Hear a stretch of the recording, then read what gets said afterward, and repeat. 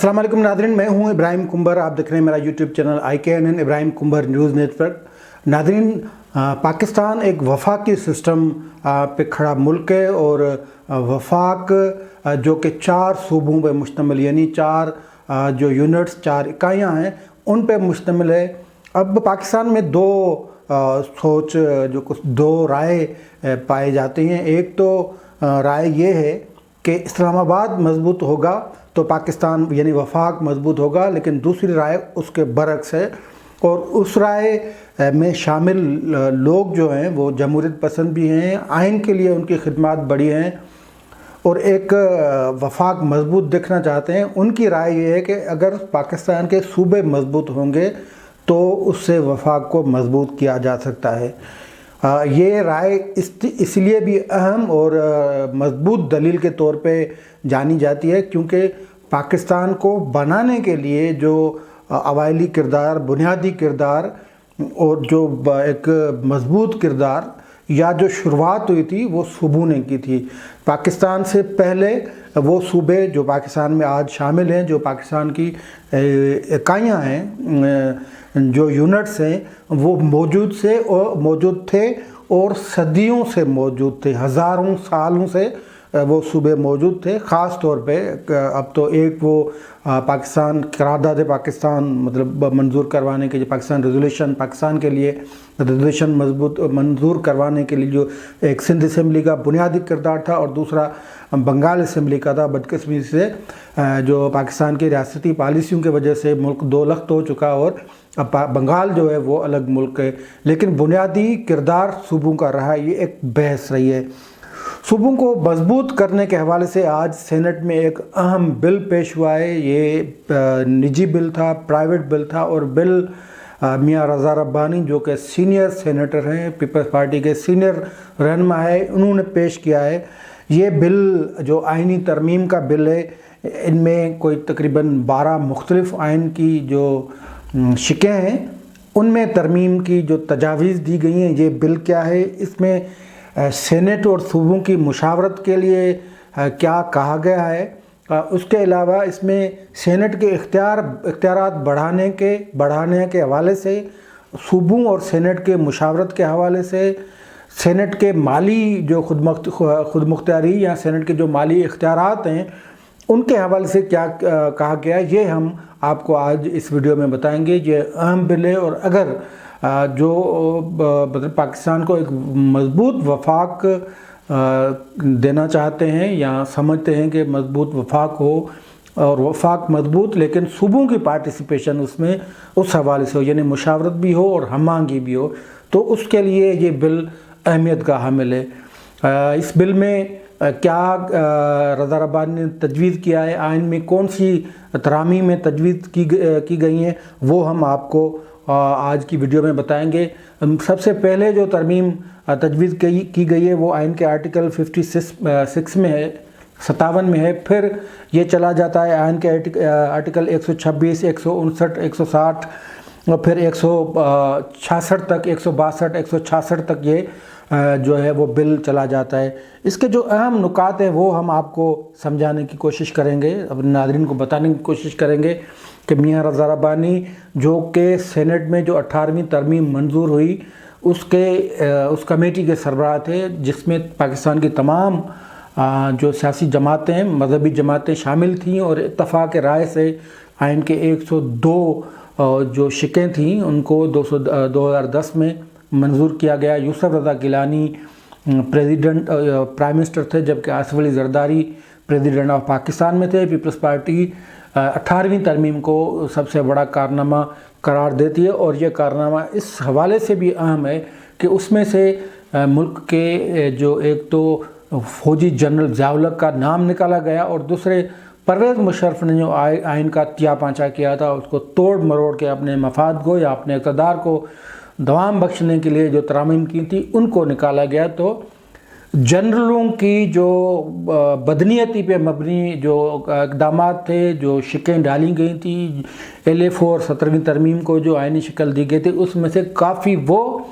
जो पार्लियामेंट को, जो वफाक को, जो इस निज़ाम को कमज़ोर कर रही थी और आमराना जो हरकतें थी उनको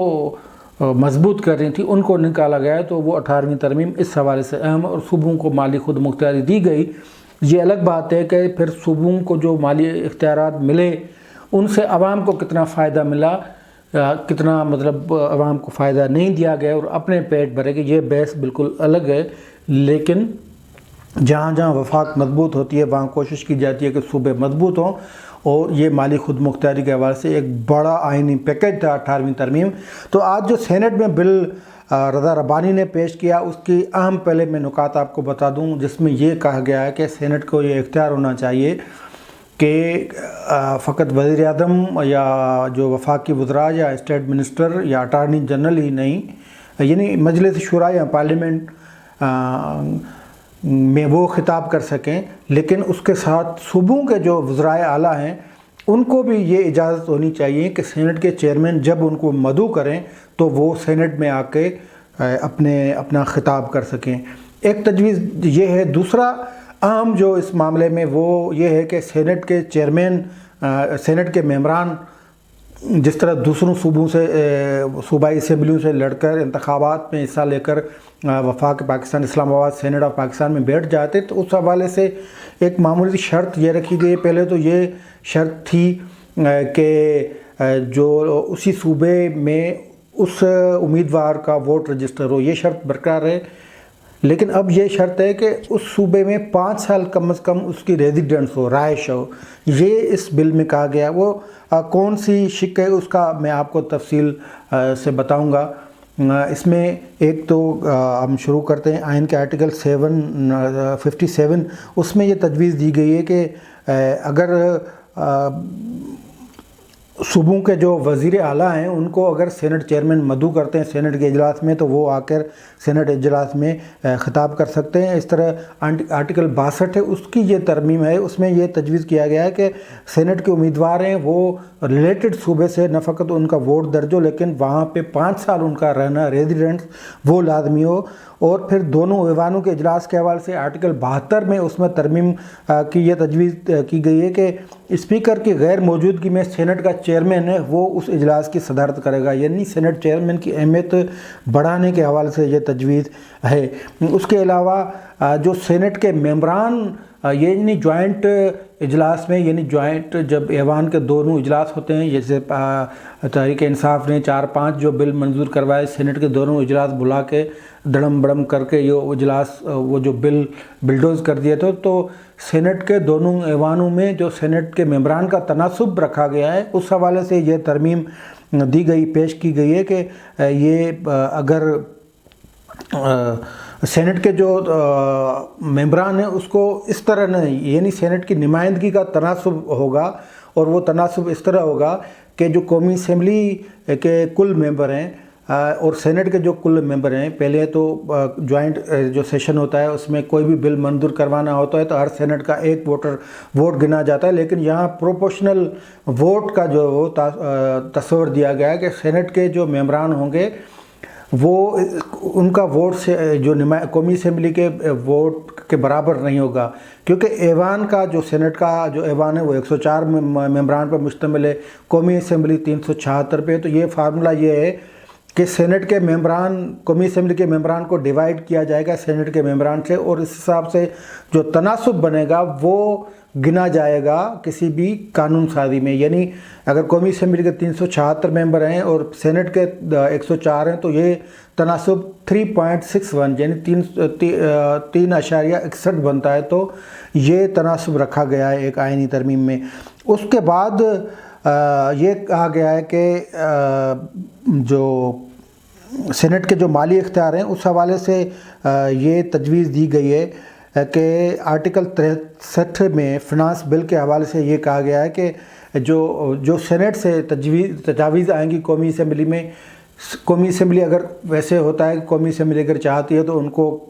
پک کرتی ہے، اگر چاہتی ہے تو چھوڑ دیتی ہے، لیکن اس تجویز میں کہا گیا ہے کہ سینٹ سے جو تجاویز آئیں گے ان کو شامل کیا جائے گا، انکلوڈ کیا جائے گا منی بل میں۔ اگر شامل نہیں کیا جائے گا تو ان کو پھر بتانا پڑے گا کہ آپ کو اس کے سبب اسباب دینے پڑیں گے کہ کیوں شامل نہیں کیا گیا۔ اس طرح آئین کے آرٹیکل 86 میں تجویز دی گئی ہے کہ اگر وفاقی فرض کریں کہ صوبائی قومی اسمبلی توڑ دی جاتی ہے تو اس صورت میں جو وفاقی خرچے ہوتے ہیں تو وہ وفاقی حکومت وہ خرچے ان کا اندازہ یہ جو مالی معاملات ہوتے ہیں تو وہ وفاقی حکومت اس کا اختیار رکھتی ہے۔ یہاں پہ وہ اختیار سینٹ کو منتقل کرنے کی تجویز دی گئی ہے کہ اگر قومی اسمبلی ٹوٹ جاتی ہے کسی صورت میں تو وفاقی جو فنڈز ہیں جو مالی معاملات ہیں وہ وفاقی حکومت نہیں لیکن سینٹ ان کی دیکھ بھال کرے گا۔ اسی طرح جو آرڈیننس کا مدعا بڑھانے کے حوالے سے جو قومی اسمبلی کا اختیار ہے اس حوالے سے سینٹ آف پاکستان کے حوالے سے اختیار بڑھانے کے حوالے سے تجویز دی گئی اور کہا گیا کہ اگر سینٹ کے آرڈیننس بڑھانے کی کوئی اس طرح کا کوئی معاملہ آتا ہے یعنی کوئی آرڈیننس کا مدعا ختم ہو جاتا ہے پھر 120 دن کے لیے بڑھانے کے لیے قومی اسمبلی میں قرارداد پاس کی جاتی ہے تو وہ قرارداد سینٹ سے منظور کروانے کا بھی شرط ہے۔ یہ ایک جو پاکستان کو ایک آرڈیننس فیکٹری بنایا گیا یعنی ایوان صدر کو اور پھر تحریک انصاف کی حکومت میں جو آرڈیننس کی بھرمار ہے پھر 120 دنوں کے بعد وہ آرڈیننس کی مدت ختم ہو جاتی ہے قانون سازی نہ ہونے کی صورت میں تو یہ ایک رکاوٹ ڈالی گئی کہ قانون سازی آپ ایکٹ آف پارلیمنٹ کے ذریعے کریں، قومی اسمبلی سینٹ سے بل منظور کروائیں۔ اس طرح آرڈیننس کو جو روکنے کے لیے آرڈیننس فیکٹری میں رکاوٹ ڈالنے کے لیے یہ اختیار دیا گیا ہے یعنی دونوں ایوانوں سے قرارداد کی صورت میں ایک مرتبہ آرڈیننس کی مدت بڑھ سکتی ہے۔ اس کے علاوہ جو آرٹیکل 159 میں یہ تجویز دیا گیا ہے کہ جو صوبائی یہ چیف جسٹس آف پاکستان کا اختیار تھا کہ اگر کوئی معاملات صوبائی اور قومی اسمبلی میں ایسے مس انڈرسٹینڈنگ ہو جاتی ہے کوئی شرط صوبے لاگو کرتے ہیں یا کوئی قانون کوئی وہ شروط وفاقی حکومت نہیں مانتی تو چیف جسٹس آف پاکستان ثالث مقرر کریں گے تو وہ اختیار جو ہے وہ سینٹ آف پاکستان کو دینے کی تجویز دی گئی ہے۔ یہ آرٹیکل 159 میں تجویز دی گئی ہے اور اسی طرح NFC کے حوالے سے جو آرٹیکل 160 ہے وہ بہت اہم ہے۔ ویسے تو پاکستان میں ہر 5 سال میں آئینی تقاضا ہے کہ NFC آنا چاہیے، مالیاتی ایوارڈ آنا چاہیے لیکن نہیں آتا تو پھر یہ کہا گیا ہے کہ اس میں شرط رکھی گئی کوئی وفاقی حکومت NFC نہیں لاتی 5 سالوں کے مدت پوری ہونے کے بعد کوئی NFC ایوارڈ نئے کا اعلان نہیں ہوتا تو پھر اسی پرانے NFC کو 1 سال کی مدت اس کی بڑھائی جائے گی لیکن اس کے لیے شرط ہوگا کہ وفاقی حکومت سینٹ آف پاکستان سے وہ پرمیشن لے گی یعنی اختیارات سینٹ آف پاکستان کو ہوں گے کہ پرانا NFC دیا جائے گا۔ جیسے کہ یہ 2010 میں NFC آیا پھر اب یہ جو چل رہا ہے 2021 11 سال سے پاکستان میں نیا NFC نہیں آیا۔ 18ویں ترمیم کے بعد جو پیپلز پارٹی نے NFC دیا تھا مسلم لیگ نواز نے کوئی نیا مالیاتی ایوارڈ نہیں دیا، اس حکومت نے بھی نہیں دیا تو یہ اختیار پاکستان سینٹ آف پاکستان کو دیا گیا۔ اس کے علاوہ جو صوبائی اسمبلی ٹوٹنے کی صورت میں جو صوبائی مالی معاملات ہوتے ہیں وہ صوبائی حکومت ہوتی ہے وہ بھی سینٹ کو تجویز کیا گیا ہے۔ صوبائی حکومت کے شرط سے اجازت سے ان کی سفارش سے سینٹ آف پاکستان ان معاملات کو دیکھے گا۔ اسی طرح آئین کا آرٹیکل 162 ہے جو صوبائی ٹیکسیشن کے حوالے سے اور 166 ہے جو وفاقی کنسولیڈیٹڈ جو فنڈز ہیں اس حوالے سے بھی کچھ اختیار سینٹ کے حوالے سے سینٹ کو دینے کی تجویز ہے۔ یہ بہت اہم بل ہے۔ آج قومی اسمبلی میں یہ بل سینٹ میں یہ بل پیش کیا گیا ہے اور رضا ربانی نے کہا ہے کہ سینٹ کے اختیار بڑھانے کے حوالے سے اور وفاقیت کی مضبوطی کے حوالے سے یہ ضروری ہے کہ یہ بل منظور کروایا جائے تو یہ بل چلا گیا ہے سینٹ کی اسٹینڈنگ کمیٹی میں۔ آئینی بل ہے، اگر وفاقی حکومت چاہے تو اس بل پہ مشاورت کر گئی یعنی ایک یہ شروعات ہے جو اپوزیشن اور حکومت کے مابین کہ اپوزیشن کے اگر اس بل کو یعنی نجی بل کو وفاق اپنی اس پہ کنسنٹ دیتی ہے پاس کرواتی ہے سینٹ کو اختیار مل جاتے ہیں تو یہ ایک اچھی شروعات ہوگی۔ اسی صورت میں اپوزیشن جو ہے وہ ہو سکتا ہے کہ ویسے تو یسر رضا گیلانی نے اعلان کیا ہے کہ وہ وفاقی حکومت سے قانونی اصلاحات کے حوالے سے الیکشن انتخابات کے اصلاحات کے حوالے سے وہ تعاون کرنے کے لیے تیار ہیں لیکن صوبائی اختیارات یا سینٹ اختیارات کے حوالے سے یہ بل ہمیں اب دیکھنا پڑے گا کہ وفاقی حکومت اس بل پہ کیا ری ایکشن دکھاتی ہے۔ یہ جب بل اگر سینٹ سے منظور ہو جاتا ہے ویسے منظور ہو جانا چاہیے کیونکہ اپوزیشن کی اکثریت موجود ہے سینٹ میں، اگر یہ بل پھر قومی اسمبلی سے بھی منظور ہو جاتا ہے سینٹ کو با اختیار کر کے ایک وفاقی یعنی پارلیمنٹری سسٹم کو مضبوط کیا جاتا ہے تو موجودہ سسٹم کے لیے ایک یہ بڑا ایک بریک تھرو ہوگا، لیکن پھر دیکھتے ہیں کہ اس پہ وفاقی حکومت اپنی کیا رائے دیتی ہے اور ووٹ کے ذریعے وہ کیا فیصلہ کرتی ہے۔ آج کے لیے اتنا ہی، دیجیے اجازت، اللہ حافظ۔